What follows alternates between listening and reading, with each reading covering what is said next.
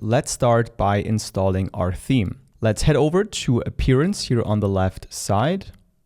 And then right here, we can see the currently active theme is the 2025 theme, which is quite limited. So we're going to replace it with a better one. So let's click on Add Theme here at the top.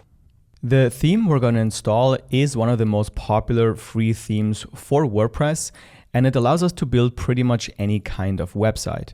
It's called Astra, and you can already see it right here. If you can't see it, just go to the search bar, type in Astra, and then it should come up right here. So once you see it, simply click on Install and then Activate. And this takes us back to our themes, where we can now see that Astra is now activated for our website.